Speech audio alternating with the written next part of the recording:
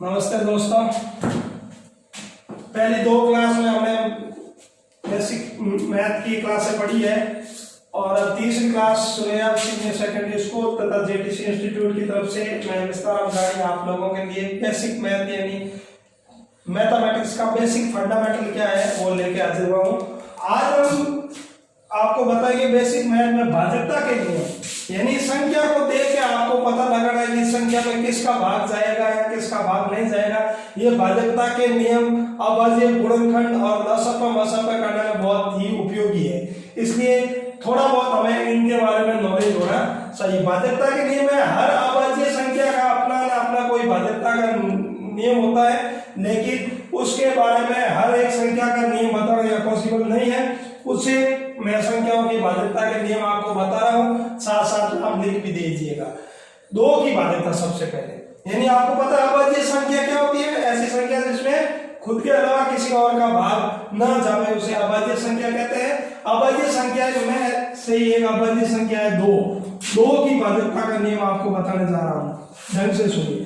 दो की भाजकता क्या होती है? वो संख्या जिसके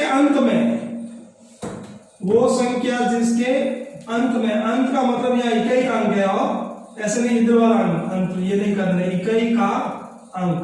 वो संख्या जिसके अंत में यानी इकाई के अंक में 0, 2, 4, 6, 8 0, 2, 4, 6, 8 हो, उस संख्या में 2 का पूरा भाग जाएगा। यानी कोई भी कितनी भी बड़ी संख्या हो, आपको सबसे इकाई का अंक देखना है। इकाई में यदि ये 0 है तो 2 का भाग जाएगा, 2, 4, 6, 8 इनमें से कोई भी अंक है तो 2 का पूरा भाग जाएगा। जैसे मैंने उदाहरण लिखा है 442, तो आपने देखा कि ये इकाई में क्या है 2, इसमें 2 का भाग जाएगा। मैंने लिख दिया ये 4425 इकाई का क्या है 5, इसलिए इसमें 2 का भाग नहीं जाएगा। इन 2 की भाजकता का नियम क्या हुआ?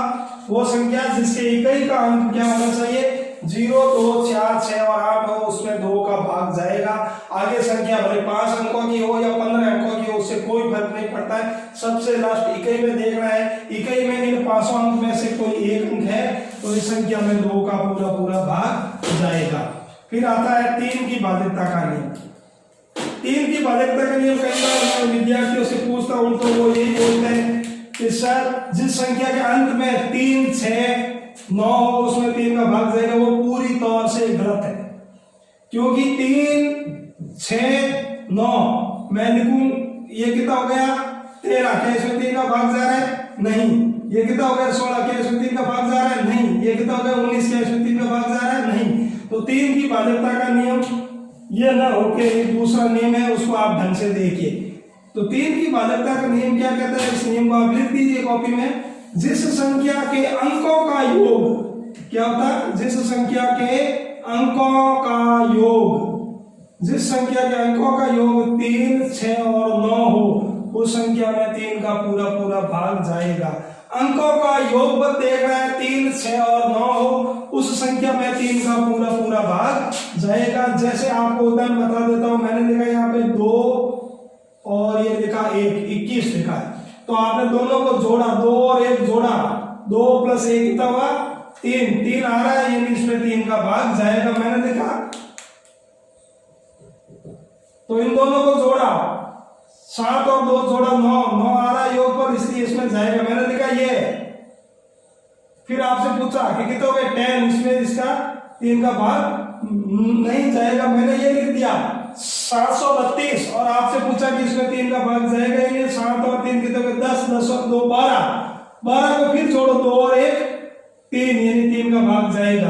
तो आपको 3 की भाजकता का नियम आ गया समझ में। ऐसी संख्या है जिसके अंकों का योग पर 3, 6 और 9 हो, उसमें 3 का पूरा भाग जाएगा, चाहे संख्या कितनी ही बड़ी क्यों न हो। आपसे कोई पूछे कि क्या इसमें 3 का भाग जाएगा या नहीं, कोई आपसे ऐसा पूछे तो आप इनको जोड़ो, 1 और 1, 1 और 1, 1 और 1 कितनी बार हो गए? ये 6 बार, यानी इसका योगफल आ गया 6, इसलिए इसमें 3 का भाग जाएगा। अब आपसे किसी ने पूछा आप जाएगा? हाँ जाएगा, क्योंकि अब योगफल 9 हो गया इसलिए 3 का भाग जाएगा।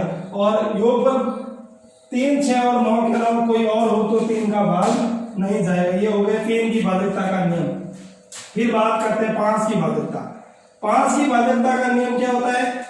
ऐसी संख्या जिसके अंत में, जैसे इसमें 2 की भाजकता है वैसे ही इसका नियम है, अंत में यानी इकाई का अंक, वो की वो बात लिख रहा हूं मैं, अंत में यानी इकाई में क्या हो, 0 और 5 हो, 0 और 5।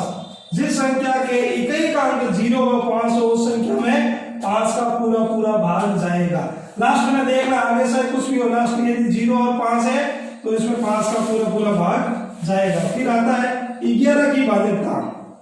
ये थोड़ा नियम काफी अच्छा है, समझने लायक है। 11 की भाजकता क्या कहती है कि संख्या के सम स्थान पर आने वाली संख्याओं तथा विषम स्थान पर आने वाली संख्याओं के योग का अंतर यदि 0 है तो उस संख्या में 11 का भाग जाएगा। वापस समझिए, किसी संख्या के सम स्थान पर आने वाली संख्या तथा विषम स्थान पर आने वाली संख्याओं के योग का अंतर यदि 0 है तो उसमें 11 का भाग जाएगा। मैंने लिखा ये 121। देखो ये कौन से स्थान पे, पहले स्थान पे नीचे भेज दिया, या दूसरे स्थान पे, ये तीसरे स्थान पे नीचे, पहला तीसरा फिर यहाँ पे आता तो 5वां, फिर यहाँ पे आता तो 7वां, उन सब का जोड़ करते, और दूसरा चौथा छठा उन सब का जोड़ करते। तो देखो ये 2 नीचे आई है, नीचे जोड़ कितनी है, ये 2, ऊपर भी कितने गए 2, 2 - 2 क्या हो गया 0, यानी 11 का भाग जाएगा। मैंने लिखा ये 1331 लिखा और आपसे पूछा कि क्या इसमें 11 का भाग जाएगा। आप ऐसे ही करेंगे, 1 को नीचे भेजा, 1 को ऊपर, फिर 1 को नीचे, 1 को ऊपर। ठीक है, ऊपर कौन कौन सी संख्या आ रही है, 3 और 1, 4 ऊपर आ रही है, 3 और 1, 4 आ रही है, दोनों बराबर आ रही है, तो इसमें 11 का भाग जाएगा। तो 11 की भाजकता का नियम भी आपको समझ में आ गया। कोई भी बड़ी संख्या ले लो, अब किसी के माइंड में और बड़ी संख्या आ रही है कि सर पता लगा इसमें 11 का भाग जाएगा नहीं, मैंने लिखा 1 2 3 1। अब आपसे पूछा कि क्या इसमें 11 का भाग जाएगा या नहीं, तो देखिए ये नीचे भेजा, ये ऊपर, ये नीचे, ये ऊपर, ये नीचे, ये ऊपर वाली को जोड़ो, 3 और 1 4, 4 और 3 7 आ रही है ऊपर, नीचे देखो 2 और 2 4, 4 और 1 5, यानी इसमें 11 का भाग नहीं जाएगा।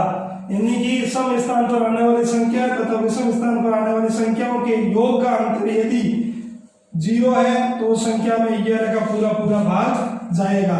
अब 11 की भाजकता के बाद में 1 से 100 तक अभाज्य संख्या मैं आपको लिखा रहा हूं। अभाज्य संख्या वो संख्या होती है जिसमें खुद के अलावा किसी और का भाग ना जाए, वो अभाज्य संख्या। 1 से लेकर 100 तक की अभाज्य संख्या ये लिखी हुई है। टोटल 25 अभाज्य संख्या होती है 1 से लेकर 100 तक की, जो आपके सामने लिखी है, इसको आप नोट डाउन कर सकते हैं। इन संख्याओं में खुद के अलावा किसी और का भाग नहीं जाएगा, इसलिए अभाज्य संख्या। ऐसा भी नहीं है कि ये 1 से लेकर 100 तक अभाज्य संख्या लिखी, इसका मतलब अभाज्य संख्या खाली 97 तक की है, आगे नहीं, यानी कि 25 ही अभाज्य संख्या है, ऐसा नहीं है। अभाज्य संख्या भी अनंत होती है और आगे जो संख्या बढ़ती जाएगी उसमें अभाज्य संख्या भी खूब आती रहेगी। और इसी के साथ में मैं आपके बेसिक मैथ कि ये तीसरी क्लास आप लोगों के साथ समझ प्रस्तुत करने के बाद में 4th क्लास में जैसे ही हाजिर होऊंगा, उसमें आप लोगों को मैं संख्याओं की भाजकता का नियम बताने के बाद में अभाज्य गुणनखंड करना बताऊंगा। अभाज्य गुणनखंड और अभाज्य गुणनखंड के कुछ नियम बताते हैं जेटीसी इंस्टीट्यूट की तरफ से। We are joining. Thank you.